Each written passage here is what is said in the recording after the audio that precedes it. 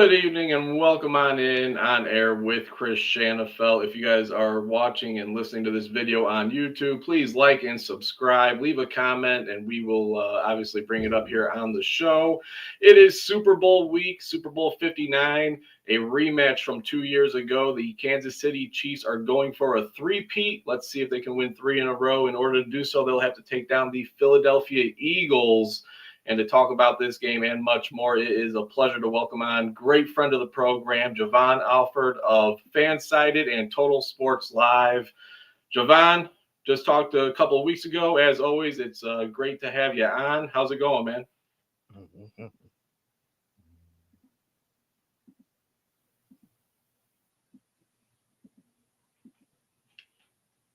Looks like we're starting the show off with technical difficulties.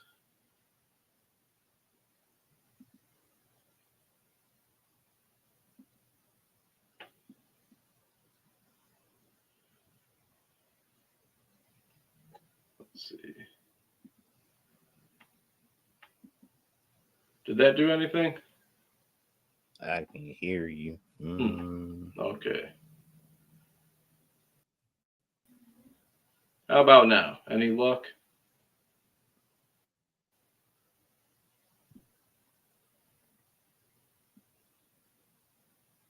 Any luck? Maybe I should come back in and come back out. Okay, we'll give that a try. Again, he's Jovan Alford of Total Sports Live and Fansided. I'm Chris Shanafelt. Nothing like technical difficulties to start the show. It happens. It's this generation with media and technology, of course. But again, we're going to be talking Super Bowl 59, Kansas City Chiefs, Philadelphia Eagles, a very intriguing matchup, a matchup that took place 2 years ago, and obviously both of these teams are looking a little bit different since they last met up in the Super Bowl a couple of years ago, and we're going to talk about that. We're going to talk also about what sports bets that we like. I was kind of browsing around FanDuel a little earlier, and there were a couple of bets that caught my eye that I might not put a bunch of money down on, but I might sprinkle a few dollars here and there on. But we'll.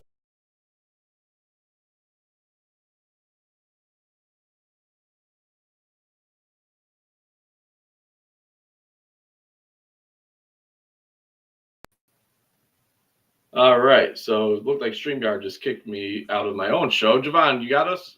Yep, I can hear you. Can you hear me? Yep. All right, cool.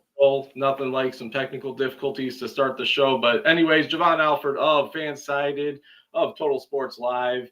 He joins the show now to talk about that Super Bowl 59 matchup between the Kansas City Chiefs and the Philadelphia Eagles. Jovan, how's everything going, man?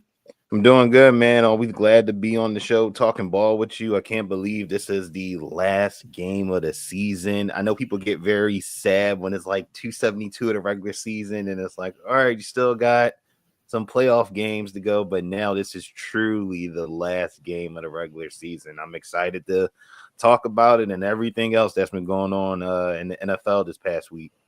Yeah, I mean, so let's just start. I mean, you're in Philadelphia, you're around that area, you've covered the team for many, many years. What's the vibe like around the city? And I mean, this is a Eagles organization that they generally going back in history didn't have a ton of great success, but in the last 10 years, they've been one of the top teams in the NFC pretty consistently, winning the Super Bowl against the New England Patriots going back to 2016, I believe that was 2017. Yep. And then, of course, just a couple years ago, they're back in the Super Bowl, losing a heartbreaker in overtime to the Kansas City Chiefs. And here they are now back again for this rematch yet again in the Super Bowl. What's the feeling like? What's the buzz like in Philadelphia this time of the year? I think everybody is like, I feel like just the vibe off of just listening to sports radio and, checking social media and stuff. I feel like the vibe is it's a quiet confidence. I feel like there's a quiet confidence or a confidence among the fan base. And there's an anxiousness of just like, all right, I'm ready to see this game. Like media days over with, practices are done. Like, let's see this game and let's see how it unfolds. Let's see if this team can finish the job after coming up short a couple years ago with almost the same core minus some changes with a bunch of young players and free agents. Like, can this core get it done after falling short a couple years ago? Before we hopped on this podcast, Jovan, I was listening to ESPN Chicago, the Waddle and Sylvie show, and one of the hosts brought up, and it was actually a pretty good point. I mean, obviously, you'd have to go back and do a bunch of research, but just seeing as it's hot on the press and this team is currently playing, I mean, what an off season for the Philadelphia Eagles! What an off season for Howie Roseman being able to not only draft talent but find talent in free agency. This is a team that has added Quinyon Mitchell, who a finalist for Defensive Rookie of the Year. Having a great season, got his first interception in the playoffs just a couple of weeks ago. You also got Cooper DeJean back at safety. I mean, Jalen Carter in his second season, you can make you could probably make an argument for Defensive Player of the Year with him. He certainly has that coming in his future, if not once, many times. What about the job that Howie Roseman has done year in and year out to build this team to make it one of the top teams in the NFC, one of the top teams in the NFL year in and year out the past decade? I think for the Eagles, what's the key success has been drafting. Like, that's kind of been what's helped them, be so competitive and be a contender in the NFC. If you just look at their just last few draft classes, like, they've really hit on a lot of guys, right? You look at 2020, right? You find your future franchise quarterback in Jalen Hurts in the second round. Obviously, the Jalen Reagor pick did not work out, right? But, you still, got some guys from that draft that were contributors, right? Sean Bradley, 6th-round pick, not with the team anymore, but special teams contributor. Quez Watkins, who played in that Super Bowl a couple years ago. So you fast forward, the drafting gets a little bit better now. 2021, you really hit on a bunch of picks. Devontae Smith in the first round, which was a no-brainer given what you had the previous year. Landon Dickerson, 2nd round. Milton Williams, 3rd round. Even Zach McPherson for his time here in Philadelphia with the Eagles, good special teamers. Kenneth Gainwell in the 5th round, who's become a quality RB2, solid RB2 in this league. So you hit there. 2022, again, you hit on your first 3 picks. Jordan Davis, Cam Jurgens, Nakobe Dean, who played really well this season before getting hurt in the wild card game. Grant Calcaterra has become emerging this season as a solid tight end too. And then you look at the last 2 years drafting. I think this is really where it hits home for Howie Roseman. Jalen Carter, Nolan Smith, Tyler Steen, Sidney Brown, Keely Ringo, who's become a core special teamer. Tanner McKee, obviously, he's backup QB3. But even look, Moro Ojomo in the 7th round, who's making plays on the defensive line. And then this past year, Quinyon Mitchell, Cooper DeJean, Jalix Hunt, Jeremiah Trotter Jr., like Johnny Wilson, who scored a touchdown. Like, there's a trend here where he's hit mostly on guys in the trenches on those lines of scrimmages, and that's kind of helped keep this team competitive because you're getting guys who are starters that can start, and while they're on their rookie deal, you add more around and pieces around them that hopefully they continue to develop and continue to grow. And Eagles have just been very fortunate where a lot of their core guys are drafted and they've grown and they've developed to where you only need to add a Saquon Barkley here, an AJ Brown here, a Zach Bond in the middle, because the Eagles just neglect linebacker. But they finally found the guy. Adding CJ, Gardner Johnson. So, like, you do those things and you find the head coach and you put the pieces around him. This is where you get to. Yeah, and it's a very similar story on the other team, the Kansas City Chiefs, as well. I mean, they lose guys in free agency. They're able to kind of replace them through the draft or through free agency themselves. This Sunday is Saquon Barkley's 28th birthday. I mean, is that a sign or what? I mean, what a season he's had. NFL Offensive Player of the Year, well deserved. And when asked at media day, there was a bunch of Chicago media asking him, was there a legit chance that you're considering signing with the Bears? And he said that there was a legit chance that, or, he gave that much thought and consideration. And what's been reported out there and kind of to no surprise, is he wanted to get back at the New York Giants. What better way to get back at the New York Giants than to play in the biggest game of the year and Yeah. to possibly win and hoist the Lombardi Trophy on your 28th birthday? I mean, that kind of seems like destiny. I mean, it's going to be a tough task. Kansas City again going for 3 in a row, but kind of feels like destiny here for the Philadelphia Eagles. Yeah, I mean, it's pretty incredible, right? Like you're 28, you're about to turn 28 playing in your first Super Bowl. Like you can't, and with a team that you just joined year one, like you cannot make that up with the season that you had of rushing for over 2,000 rushing yards, and you almost broke the single season rushing record. Like just it's crazy how things have just developed for Saquon Barkley, because I think we all thought, even when he was with the Giants, like, yo, this guy can play. Like, he's a dynamic running back. It's just like, if the Giants could just build around him, just put pieces around him, just put an offensive line around him, like, imagine what he could do, right? So you always thought that, and then you just think, well, maybe it just will never materialize. Then it happens. He ends up in Philadelphia.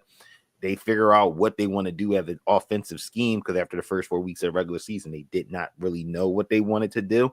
They become run first, and he just takes off, and I think exceeded everyone's expectations. Like, I don't think no one envisioned 2,000 rushing yards. Like, no way. Like, Eagles fans have just been happy, get over 1,000 rushing yards, couple TDs, help this offense and this team, make a run, they'll take it. But to have 2,000 rushing yards on top of that, like, it's just incredible what he's been able to do in the postseason, just in the regular season. The moments that he's had, like, it's stuff. These are things that you don't forget as a sports fan. No matter who your team of, you just say, like, wow, like, this dude is like doing some things we've never seen before.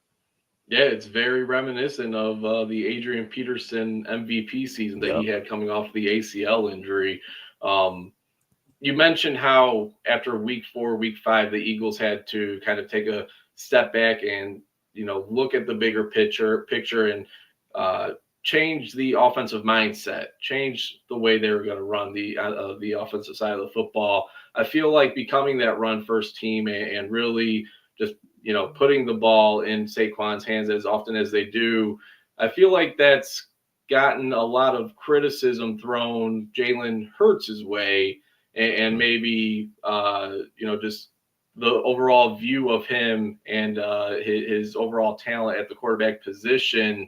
As they say, if it ain't broke, don't fix it. And what the Philadelphia Eagles are doing on the offensive side of the ball is, it's gotten them to the Super Bowl. So how can you blame them? Why is Jalen Hurts kind of getting these, backhanded comments thrown his way, despite leading his team to the Super Bowl here?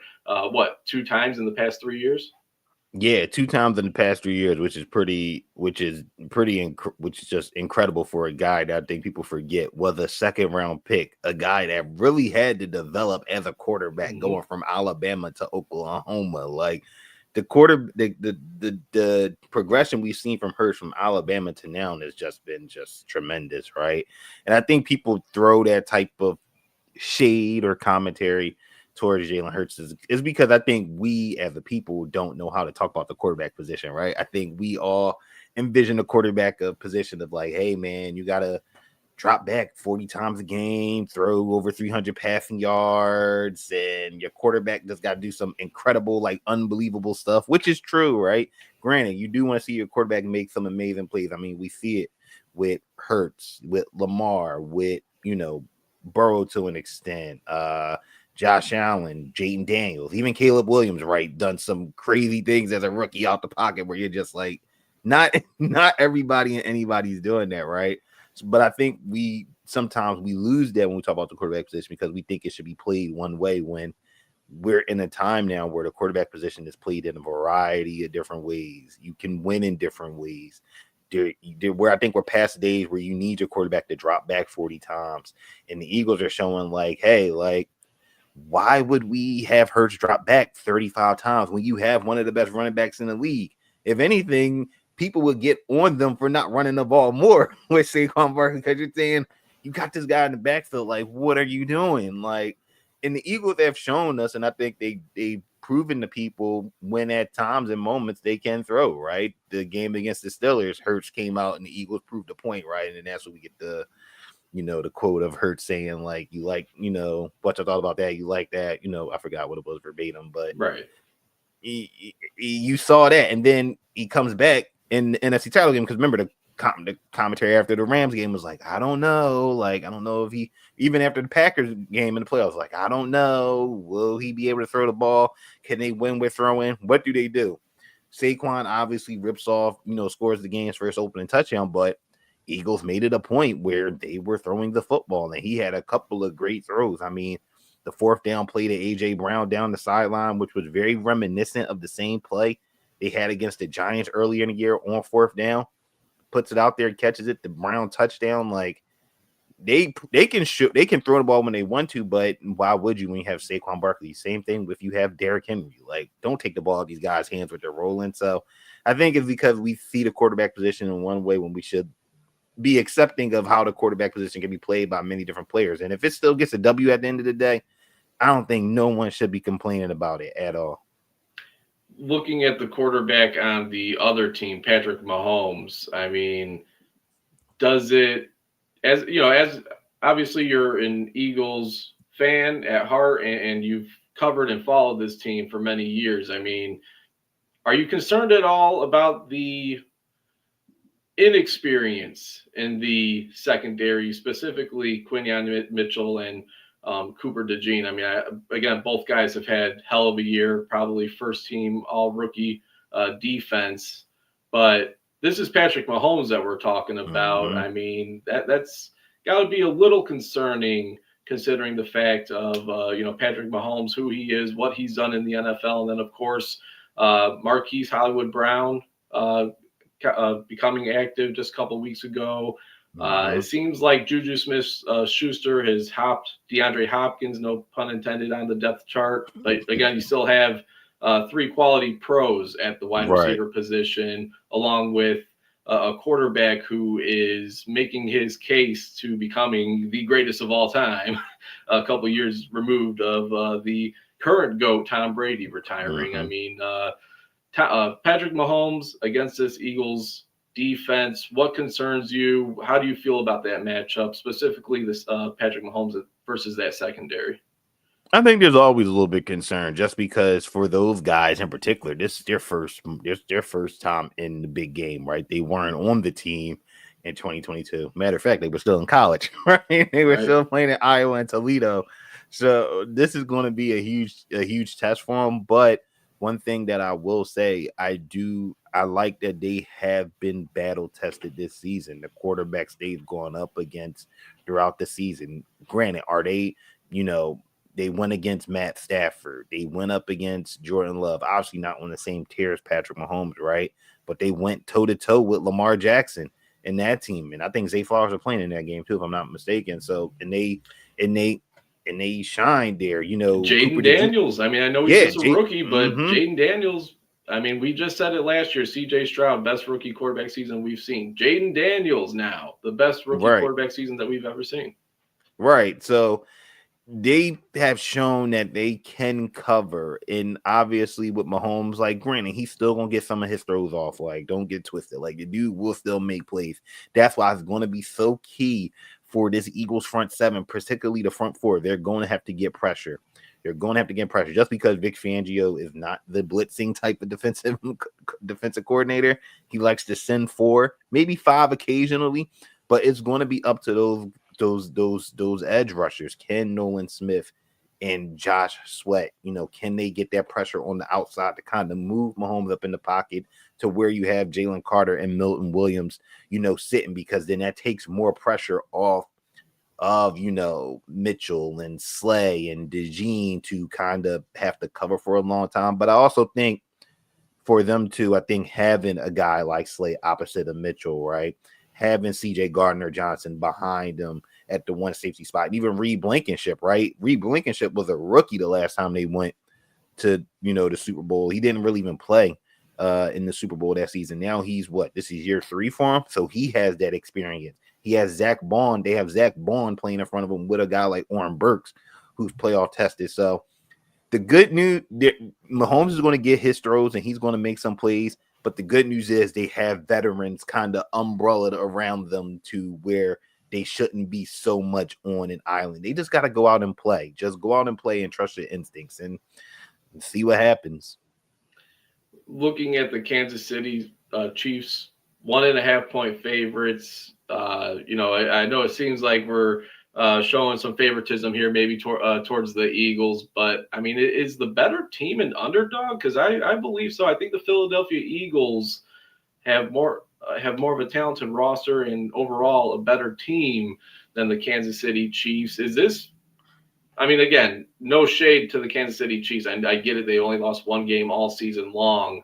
But is this more so because of their experience and being in this moment time and time, time after time again, being the favorite in this matchup? You think? Yeah, I think you can say that. I mean, you look just if we go just look at roster versus position versus roster versus watch position. Obviously, Mahomes overhurt, right? You don't take that. You don't overthink that one, right? But you look at running back, Kareem Hunt, Pacheco, Saquon Barkley, like taking Saquon. The wide receiver room, it can go either way, right? It could go either way. Tight end, you have Kelsey, but when you look at the trenches, right? Do you trust the Chiefs' offensive line over the Eagles' offensive line? I don't know because you have Mike Caliendo starting at left guard. Can he hold up? What about Jawan Taylor? We know he has had his penalties, offsides, moving. You kind of give the edge to the Eagles there. And then defensive line, it's almost, I think, a tie just because you got to respect Chris Jones and George Karlaftis. You got to respect those guys. Like, those guys are Pro Bowl, Chris Jones, All-Pro. George Karlaftis might end up being an All-Pro, before it's all said and done. So I think you got that there. But when it's time to rotate, though, I feel better about the Eagles' depth on that line than the Chiefs. Yeah, easily, because the only person you're probably really worried about that Chiefs defensive line rotation is Charles Omenihu, who's really come alive since coming back from the injury in week 13. He's really played good, so you got to watch out for that. Linebacker, you kind of lead Chiefs with Nick Bolton and Drew Tranquil, but that's no disrespect to the season that you and I have talked about Zach Bond, the season he's put together, which has just been out of this world. And even secondary, it's almost tied up because both teams have very good. It's a very almost even match, but there are edges where you could lean towards the Eagles and say, like, yeah, the Eagles are the better team in this matchup. And if they come out and execute and don't turn over the ball and they can get turnovers, which has been huge for them, it gives them a good enough chance to win. Obviously, it's going to be tough because you're going up against, like you said, a potential dynasty here. Like, they've been there, done that too. But the good news for the Eagles is you've done it too. Like, you're not just walking in there saying, well, guys, what are we going to do? I don't know. Like, you know what to expect. And now it's time for you to execute and do the job, do things that you need to do to win this football game. There's got to be a part of the Eagles also that they don't want to be a part of this, the wrong side of this three-peat. They don't want to be the ones known that, man, we allowed them to win 2 of those 3, against us. And it's been shown possible. You can take down the Kansas City Chiefs. You can beat Mahomes in some of the biggest moments. That Super Bowl against Tom Brady and the Tampa Bay Buccaneers, that was not a very pretty game for the Kansas City Chiefs from start to finish. They got after Patrick Mahomes, and you've seen the impact that was had. So it's certainly possible. We've seen it done before, and we'll have to see what this matchup brings for the Kansas City Chiefs and the Philadelphia Eagles. Anything on the Chiefs side of things? I mean, how do you think this game will go overall before we get to our final prediction? I think the game will be a good game. I think it's going to be very good, right? I don't think it's going to be as high scoring as the first one, which was like 38-35. I don't see it being a track meet at all. I think it's going to be one of those like 27-24 type of games, 27-21 type of games. Like, I think it's going to be like in the 20s. Like, if a team touches 30, it's just going to be on those 30. I don't see it going higher than that. And something that as I'm thinking about this matchup in this game more, it's the same thing that I said when the Chiefs were going up against the Texans, is the matchups between the Eagles cornerbacks versus the Chiefs wide receivers. Who is going to step up outside of Xavier Worthy? Because Worthy has got his targets. He's done his thing. Kelsey, but like you mentioned, Juju have passed D-Hop. I don't think no one expected that. What will D-Hop do? Will he make plays? What will Marquise Hollywood Brown do? Will he make plays? Because this is their first Super Bowl too. Like, they're veterans, but this is their first time, on the big stage. And then it's going to be the same thing vice versa. What can the Eagles receivers do against these corners, and who's going to win ultimately? Who's going to win at the point of attack in the trenches? That's where the game is going to be decided. If the Eagles run the football, we see what happens every team they play. Eventually, in that second half, third quarter, fourth quarter, things start to wear down. Saquon Barkley starts ripping off runs. Things just start to happen. So I think it's going to be a close game. It's going to be a fun one. I think, I know there hasn't been as much like intrigue and excitement around this game, but I think both teams are going to bring it. I think they're both chomping at the bit to show, what they have in store for each other. I'm excited for it. I think it's going to be a great matchup. As you pointed out, both teams, both great teams. It's fun to watch good football, and in the very least, that's what we'll get on Sunday. There's got to be a part of you, though, that hates that it's Andy Reid on the other sideline. I got to think he's still very well respected in Philadelphia. I think, time heals all wounds. Right. And, plenty of time has passed. And since he's been in Kansas City, he's now kind of solidified himself as certainly being on the Mount Rushmore of the top coaches in NFL history. And, of course, a lot of that has to do with his history in Philadelphia and what he was able to do there. There's got to be a part of you that hates that it's Andy Reid on the other sideline. Yeah, when it was the matchup and it's like the Chiefs won, I'm just like, oh man, I'm like, not again. I'm like, Reid and Mahomes again. I was like, why couldn't have been McDermott and Allen? Like, that would have been interesting. Not saying that when this is not interesting, because it is, but it's like, all right, now this team has to show that they can take this team down, almost like in 2017, obviously totally two different cores, right, of two different regimes almost essentially. But all right, the Eagles got to try to see if they can dethrone Belichick and Brady. And it's just like, all right, here it goes. What will Reid do? And I think, like I've said to people before about Andy Reid, like the success he's having is not a fluke, right? You get a generational quarterback and a generational tight end, like you just better win. And it helps to have a generational defensive coordinator, and they draft well. Like you can't look past that. And I found a generational wide receiver to win their first Super Bowl in the fifth. I think wasn't Tyreek a fifth round draft pick? Mm-hmm. So when you have all those things come together and a head coach that has that experience, it was only a matter of time. Like I say to people, like, for Andy Reid to be as good, he had to go through the trials of losing in the conference championship game multiple times with the Eagles to finally break through in 2004, and then to get back there, like 4 or 5 years after that when they played the Cardinals and almost pulled it off, but still went down in defeat. Like, he had to learn those things because there were so many things that he still wasn't good at, like clock management, things of those nature, running the football. And now we see with Kansas City, right? He runs the football, and clock management is really good. Yeah, hey, we all grow, and he's certainly grown and become a much better head coach as time has gone. And of course, credit to his staff. One hell of a staff. Obviously, Steve Spagnuolo at defensive coordinator. If you're looking for a Bears connection, you got Matt Nagy, the former head coach, taking on his former defensive coordinator, who's now the defensive coordinator with the Philadelphia Eagles, Vic Fangio. And then, of course, while we're still talking about the Bears angle, you got Dave Tobe, the chief special teams coach as well, who was here in Chicago during the heyday of Devin Hester and that great special teams that the Bears had in the early to mid 2000s. Again, he's Jovan Alford of Fansided and Total Sports Live. I'm Chris Shanafelt.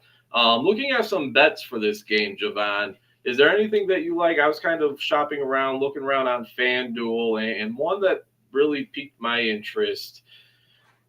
They have a special: Saquon Barkley and Kareem Hunt, not Pacheco, but Kareem Hunt, to combine for 200 plus rush yards and 2 rushing touchdowns. Again, I get it might be unlikely, but for plus 550, I actually really like those odds. I mean, maybe you're not expecting Kareem Hunt to have a great game, but if he were to get 75 yards and a touchdown, you Mm-hmm. leave Saquon with the other 125. I think that's very, very doable, and for plus 550, I think that's a pretty good odds. Yeah, I mean, anytime you get plus money, you got to explore it, right? You're banking on, like you said, you're first banking on the touchdowns, which is the hardest part of the equation, as we both know. Touchdowns are the hardest part in the equation. So, and we've seen the Chiefs kind of, even with Pacheco back, they've kind of leaned more on Kareem Hunt, which is very interesting. But I think it shows the faith that they have in him in his second stint with the team and how he's been running the football, just throughout the season. So you 200, like you said, you get 100, which would be crazy because the Chiefs don't give 100-yard rushers. Apparently, they haven't done that what 18, 19 weeks That's or right. something like that. That's right. So you're gonna have to get a weird combination to get that. But if you're taking that bet, you're kind of dependent on Saquon to kind of carry the load and just Hunt to kind of pitch it in. So Right. plus 550, I like that. And for me, what I found on FanDuel, speaking of Saquon Barkley, over 21 and a half rush attempts. I mean, this is the last game of the season. I don't see the Eagles not running the ball He's with getting at Saquon. least 28 for that 28th birthday, man. They're going to get the ball in his hands. They have to because it's the last game. It's the last game of the season. I mean, we don't have to go over the stats, but I mean, he's won over this in 9 out of 16 regular season games, 2 out of 3 in the playoffs. Only one he didn't go over to was in Washington, but the job was already settled at this point. And for this Eagles team to win, he has to be running the football, even if he doesn't rip off huge runs, which I think the Eagles are okay with. They just want to keep on pounding and pounding Yeah. and pounding and Tire out pounding that defense. until it opens up, which opens up to my second Saquon play, which is over 21 and a half rushing yards in the fourth quarter on FanDuel. And I did a little bit of research on this. He went over this in 8 out of 16 regular season games. All 3 playoff games, he's gone over this number: 45 against Green Bay, 96 against the Rams, 26 against Washington. Obviously, the Green Bay and the Rams all came off of explosive touchdown runs, which we know he's capable of doing. Like, he's capable of just taking it, just give him one space, and he's taking it to the second level. So I like that. And something to keep in mind about Saquon this season: in the first half, he's averaging 4.8 yards per carry, which I think any running back would just take that for just the season for a yards per carry average. But in the second half, Chris, we're talking 6.7 yards per carry in the second half, 6.6 Wow. yards per carry in the fourth quarter. He has 6 touchdowns Dang. in the fourth quarter. So, I mean, if you want to get really crazy and do the whole, because I know there are a lot of books that have this, like fourth quarter scores, like maybe you explore that option. I don't know what the odds would be for that, but I'm looking at Saquon, and then I'm looking at also Hollywood Brown on that under 5.5 targets too. I did not know FanDuel had target props now, but all of a sudden they do. Where was this during the regular season? We won't ever know. But I like this under 5.5 number. Granted, he's went over this in the 2 games he played in the regular season, but in the playoffs, only 7 total targets. I don't see him getting targeted too much just because I think Mahomes is going to lean always on Kelsey, Xavier Worthy, and maybe sprinkle that rest around Hollywood, Juju, and DeAndre Hopkins. Yeah, I'm browsing around here right now. I see you can get Saquon Barkley for 2 plus touchdowns in the game at plus 260. I think that's Yeah, pretty good value there. Jalen Hurts, I mean, if they get there down to the 1 yard line, 2 plus two Yep. times or more, plus 550 for 2 or more touchdowns. So those could be considered. On the Chiefs, I know earlier I probably talking on out of both sides of my mouth here by talking about how DeAndre Hopkins has kind of gotten leapfrogged by Smith Schuster on the depth chart, and his targets have really gone down. He wasn't really much of a factor really throughout most of the season, it seems like. But I gotta think they're gonna try. I gotta think they're gonna try and get him factored into this game somehow, some way. He's plus Yes. 650 for anytime touchdown. I'm I not can saying see go that. crazy for it, go crazy on it, but I might throw 5, 10, 15 bucks on it. Yeah. Why not? Yeah. I mean, plus 600, you gotta expect it with the Chiefs, man. We've seen it the last few Super Bowls, even last year's Super Bowl, right? Wasn't it MVS that scored a touchdown? That's right. That's right.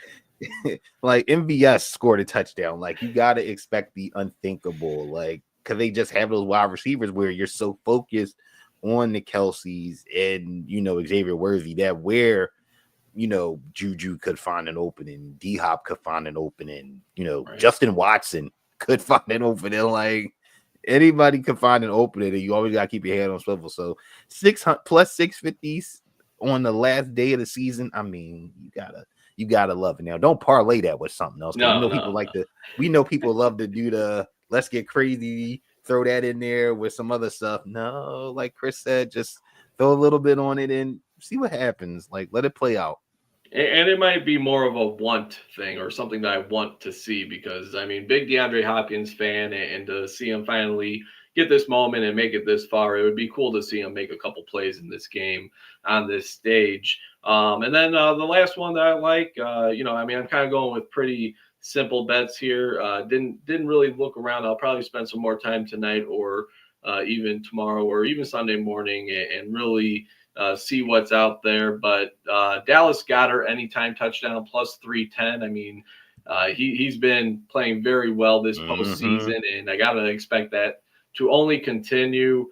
And then a couple quick mentions. I think Devontae Smith, and all credit to Doug Kazarian. I heard him on the radio earlier today, and he really talked me into Devontae Smith as maybe a sneaky Super Bowl MVP pick. I mean, he is a big time player, and going against that Chiefs secondary, I'm sure they'll probably have Justin Watkins, not Justin Watson, the wide receiver, but Justin Watkins, the cornerback on him, and he's been playing really well. But Devontae Smith, man, he's somebody that's really proved me wrong early on in his career. I wasn't sure if he was really going to uphold the physical nature that is the NFL. I mean, very slim. I mean, the Slim Reaper for a reason.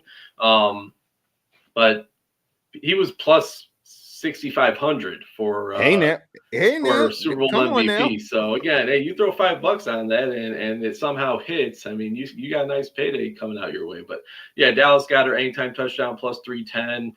Devontae Smith just a couple bucks plus 6,500 Super Bowl MVP. I love it, man. This is what it's all about. You don't go for the shoe-ins type of things. You try to go for a little bit of a long shot because it's the Super Bowl. Like it can happen. Like last year, I hit on MVS anytime touchdown. Like, and I don't know why. It was just a feeling. I was like, he's going to score in this game. Because remember, even during that game last year with the Niners and the Chiefs, like there was a chance that Jovan Jennings was about to be MVP. If that Niners team was going to pull it out. And I know there was people that was banking on that because of where his odds was even at, because you're thinking, again, the big names on the Chiefs, you're thinking McCaffrey, Debo, Kittle, Ayuk. No, it's Jovan Jennings that might end up being the MVP. So we see it every few years, right? There's always somebody that just comes out of nowhere. I would like to see what that ticket looked like. Man, that probably was like if we had to probably guess, was like plus 10,000, maybe plus 20,000. Like it probably was something crazy. Like I saw Kyrie Blatham game anytime touchdown for plus 6,500. Man, I don't think that's gonna happen, but that would be crazy. You know what? If that were to happen, I'll be so disappointed in myself because I would always drop a couple bucks on Kyrie Blatham game anytime touchdown when he was a Bear, and it never happened. So if he goes out in the Super Bowl and does it, maybe now that you're talking about it, maybe I'll be safe and just throw a couple dollars on that too while I'm at it. a nice little $2, nice little $2. It won't make or break you. Exactly. Super Bowl predictions, Jovan. What you got? Kansas City Chiefs right now, 1.5 point favorites. Philadelphia Eagles. The game kicks off 5:30 Central, 6:30 Eastern this Sunday. What do you think? Any predictions for this game? Oh man, I don't like to give score predictions for games. I don't like it. I'll just, you know what? I'll say this. Even if you don't want to give a score prediction, how about the over-under? I Okay, think, let's do that. was that 40, 48 What's and that? a half, 43 and a half? 40. If it's 40, was it 48? If it's 48, then I definitely think we're gonna Let's see. It is 48 and a half right now. 48 and a half. Yeah, I definitely think we're getting over 48 and a half because that puts us around that 27, 24 Right. target range, 30, 24, 27, 30, 27. Like it puts us around that range. Now, if we get 27, 21, then hey man, we got beat by the hook badly. But hey, you Oh, never man. know. The lines could be fluctuating up the game time. So I do think over 48 and a half. I don't think this is going to be like Rams Patriots like a couple years ago with like 13-3. Right. Yeah, that was a dreadful watch. That was a sad end to the football season that game was. NFL was not happy. With a lot of hate watching during that game of I Oh can't yeah. believe what I'm watching. Oh yeah. All right, yeah, I think I'm gonna go. Did you give a team? Eagles? You know what? I'm going to say Eagles. I'm going to go with the Okay. Eagles. I just feel like the way they've been playing this season is going to take a gargantuan effort. It's going to take a gargantuan effort. But I think the way they've been playing this season, the mentality that they've even come in, even after the title game and not being satisfied, they find a way to get it done. And if they don't, we'll be back on here talking about what happened and what went wrong. Right. I gotta give a lot of credit to head coach Nick Sirianni. He's somebody that I met many out there, including myself, kind of wrote off, and I thought he Me too. totally, I thought he totally lost the locker room, and for them to bounce back, and I thought he lost the locker room last year, and for them to Mm-hmm. bring him back and to have their team or have his team come this far, just a year removed from what was last season and the giant disappointment that was. Big credit to him. Big credit to him. Also, maybe this better than I, but stepping aside and letting his coordinates coordinate and do what they do, and he's kind of the CEO type head coach, is he not? Yep. Yeah, Exactly. no, So definitely. yeah, so credit to him. I mean, he's overcome a lot, and it's pretty cool to see him and the Philadelphia Eagles bounce back after the disappointment that was last season. Mm-hmm. But yeah, I think they're going to get it done, man. I mean, I keep going back and forth. I think if I had to say 51% of me, I hate to put it that way. I think 51% of me is going to go Philadelphia Eagles. It is always hard to bet against the If Kansas that City close. Chiefs.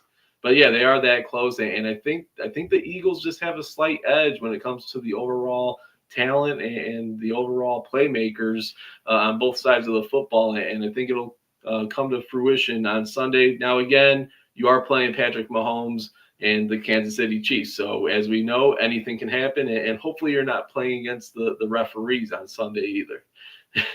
Oh man, listen, I still go back. Well, not even go back. I remember the days after the Super Bowl 57 loss, and I just remember the James Bradbury pulling on Juju, Oh and man, I was just like, you can't call that spot. I was like, I understand the call, but I'm like, in that spot right there, I was like, no, you got to be kidding me. Even though Bradbury should have been grabbing there, but I was right. just like, but you gotta, like you said, you gotta prepare yourself for those moments because it can happen to your team. It definitely can. And hey, you know what? If Philadelphia wins this, they need to send Bradbury a ring. Win Yes. this for Well, Bradbury. he's still on the team. Still on the Is team. he? Is he really? Yes. Oh wow. They gave him, I'm pretty sure they gave him the Phantom IR designation Okay. because he got hurt in training camp. They looked at like a cut candidate. He got in the training camp, switched the cornerback to safety, got hurt, and they said the timeline was like 6 to 8 weeks, but 6 to 8 weeks passed and he was still on IR, and they never activated him, never opened the practice window. So yeah, I think it's the Phantom IR thing, and like, hey, he's still here, but yeah, we don't need him type of Okay. thing. Okay. Well, hey, at least he's along for the ride. At least he's along for the ride. Yes, he is. Oh man. All right. Well, I think that'll do it for tonight's podcast, Jovan. I appreciate you hopping on as always. Always, Uh, man. should be a really good game on Sunday. Really looking forward to it. Again, right now the Kansas City Chiefs 1.5 point favorites against the Philadelphia Eagles. Again, I can't blame Vegas for having that line that close. And hopefully it is a close game and a good game. And again, very excited to watch that on Sunday. Jovan, appreciate you as always for hopping on, man. Before I let you go, let the people know where they can check out your work at. Yeah, for sure, man. Always glad to be on Talking Ball with you always, man. Always. Yeah, you can follow me on the good old Blue Sky. It's Jovan 10. The same thing. You could just search my name, it should pop up, but Jovan10.bsky.social. It's whatever like that on Blue Sky. I But gotta sign up for that still. yeah, you gotta check it out. It's interesting. But yeah, on there, obviously the Total Sports Live podcast. We'll get back to that because obviously after we get through football season, obviously NBA is still going on for some teams, it depends on who you are. And then we got spring training and baseball, so we gotta talk about that too. So oh man. a lot. we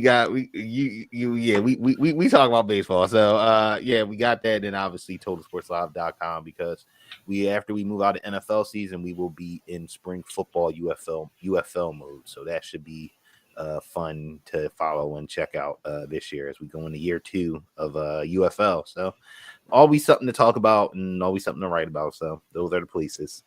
Yeah, definitely looking forward to the UFL season, man. Hey, keep up the great work as always. Your time's greatly appreciated, and enjoy the game on Sunday, man. Hey, you too. There he goes, Jovan Alford at Jovan10 on Twitter. Check him out at Fansided and Total Sports Live. And again, as he said, he's going to get the podcast up and running here soon as well.